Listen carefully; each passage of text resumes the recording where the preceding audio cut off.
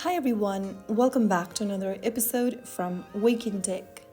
In this video, we will be learning how to update Meesho application on your device. To get the latest version of Meesho application on your device is super easy.